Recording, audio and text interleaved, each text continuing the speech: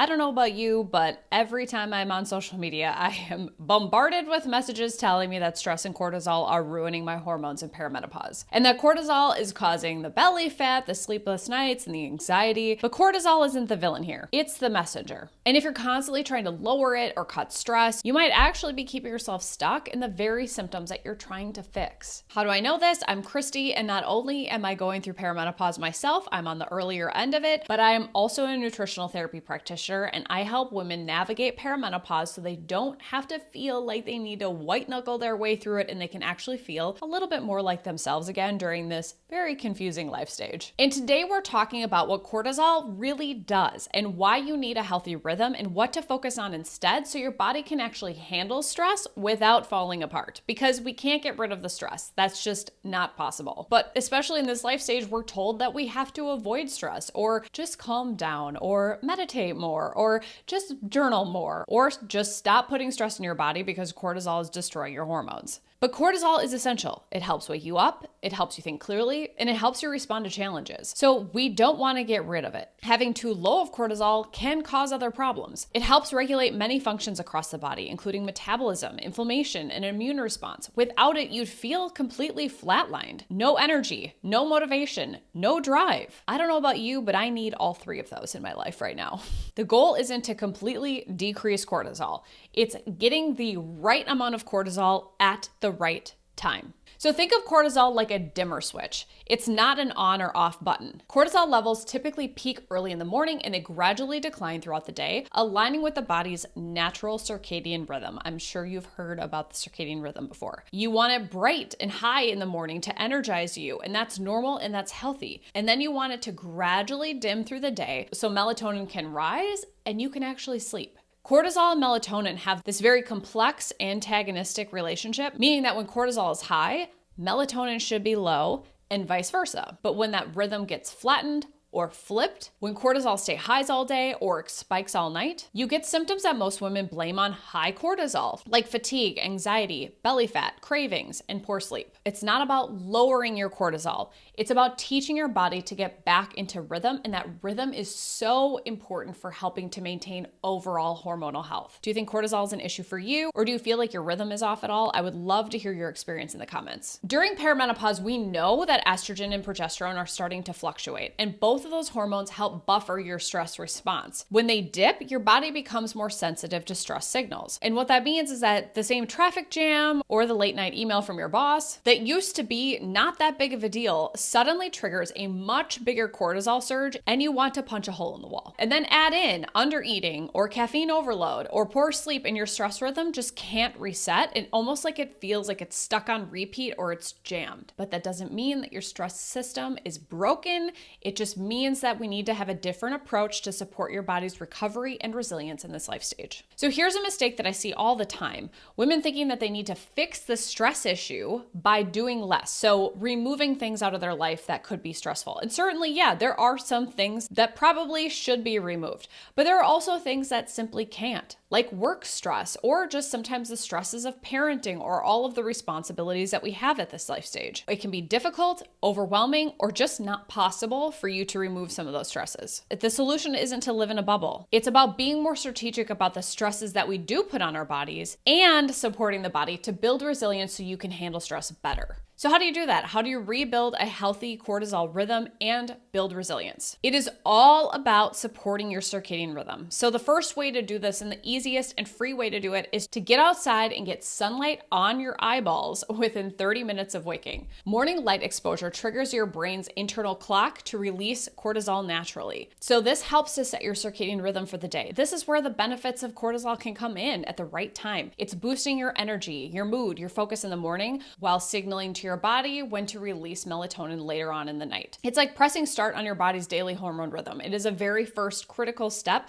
to help that rest of that cascade of your hormone production and balance go well for the rest of the day. The next one is to eat a protein-rich breakfast to anchor your blood sugar and signal safety to your body. Protein stabilizes blood sugar, which prevents a mid-morning crash and stress-driven cravings later on. When you eat balanced real foods soon after waking, it tells your nervous system that you're safe and nourished, which is lowering unnecessary cortisol cortisol output not only in the morning, but later on in the day. It's one of the most simple ways to be able to calm the stress response through food. The next one is to move your body. Even a short walk really counts here. Gentle movement helps your morning cortisol spike a little bit to do its job. It wakes you up, it moves glucose into your muscles, and it improves circulation. It also helps release endorphins and supports mitochondrial function, which is your energy production. And this doesn't mean that you need to work out hard. It just means that even a 10-minute walk or stretching can help your body use that cortisol effectively instead of letting it linger. The really great hit two birds with one stone would be to get outside and go for a walk and also get that morning light exposure. So when it comes to midday, continue to eat those regular meals. Skipping your meals spikes cortisol unnecessarily. When blood sugar drops from skipped meals or going too long between your meals, your body releases cortisol and adrenaline to help pull glucose from storage. That's why missing lunch can lead to irritability or fatigue. Regular or balanced meals keep your cortisol curve steady and your energy stable throughout the afternoon. Other things you can do to support it is to take breaks from your screen,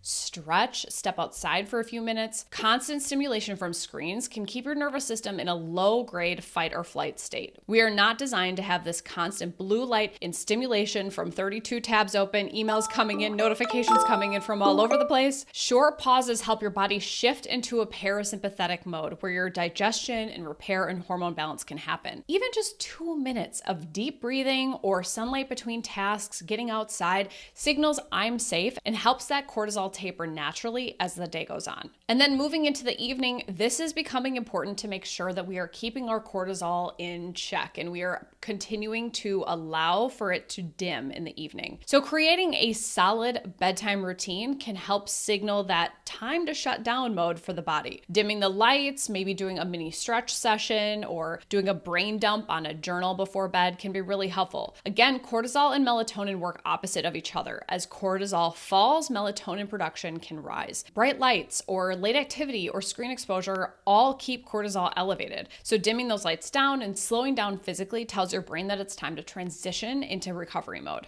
Hey, if this is connecting some dots for you, I would love it if you would hit like, subscribe, or share it with a friend. It helps more women feel empowered during this life stage and a little bit more like themselves again. Thank you. The next one is to just be cautious of caffeine. Caffeine has a half-life of about 6 hours on average. Some people it's much shorter, but a lot of people it's much longer. So that is just an average. So an afternoon cup can still be active at bedtime, keeping your cortisol higher. And this can delay melatonin release and interfere with deep sleep when your body actually needs to repair from the stress. Caffeine is something that's a little bit more like Goldilocks for everyone. Some people can't tolerate it past 10 a.m. or even noon, while other people can seem to tolerate it a little bit better later on. But caffeine in general, if you are having problems being able to shut down at night, really look at your caffeine intake and either start to reduce it or push it much earlier in the day to see if that is more supportive for you. The next one is to eat enough dinner so your blood sugar stays balanced overnight. So if you're under eating or you're skipping dinner, your blood sugar can drop at night, which triggers a cortisol and an adrenaline surge to restabilize it. This is when you jolt awake at 2 a.m. or 3 a.m. and your brain just will not shut off. That often has to do with cortisol and adrenaline coming in to help bring glucose into your bloodstream. A balanced dinner with protein, healthy fat, and fiber-rich carbohydrates can keep glucose steady so your body can stay in rest and repair mode all night. And then the last piece is just in general is to build resilience. So strength training is another really great supportive, strategic stress to put on the body because it teaches your body how to handle stress in a safe and controlled way. Resistance training creates a short, purposeful stress response that strengthens both your muscles and your stress system. So you raise cortisol briefly and then it turns to baseline, training your body to spike and recover more efficiently. And over time, that adaptability improves hormone resilience and metabolic health, so you have less of those blood sugar crashes. Your body becomes more efficient at utilizing glucose, and you need to rely on cortisol and adrenaline to push it up less frequently. I will put my favorite strength training program down in the description below. I am not affiliated. I have personally paid out of pocket to be a part of it for over 4.5 years now, and I'm completely aligned with their philosophy. The next is to nourish yourself consistently instead of waiting for burnout to rest. So this means you can't recover from chronic stress on an empty tank. So consistent nourishment, which means enough calories, protein, and micronutrients, keeps your adrenals supported and prevents cortisol from rising chronically to compensate for nutrient deficiencies and energy deficits. And the last one, which I think is one of the most important, is to create small moments of recovery throughout your day. Deep rest, sunlight, sunlight, connection, laughter. Let's be honest. When was the last time you had a really deep laugh that brought tears to your eyes because you were laughing so hard? We just do not have as many of those moments, and that is truly sucking the life out of us. Micro recovery helps build stress tolerance. So each time that you can intentionally downshift your nervous system, whether that be from small breaks or simply building into your schedule more activities that bring you joy, you help strengthen those pathways that bring you back to calm. That's what true resilience is. It's not avoiding stress or only recovering when you're feeling stressed. It's about training your body to recover faster each time. And to do that, you need to work on the recovery when you're not feeling a 10 out of 10 stressed. So it isn't about eliminating stress, it's about training your body to be able to adapt and bounce back. So when we stop demonizing cortisol altogether and we start actually working with it, everything changes. Your energy, your mood, your sleep, your metabolism. The more resilient your body becomes, the less every little stressor just knocks you off your rocker. If you want to go deeper into this, watch my next video on blood sugar balance, because blood sugar dysregulation is one of the biggest drivers of cortisol dysregulation that I see in perimenopausal women. All right, you got this, and I'm here with you every step of the way. See you in the next one.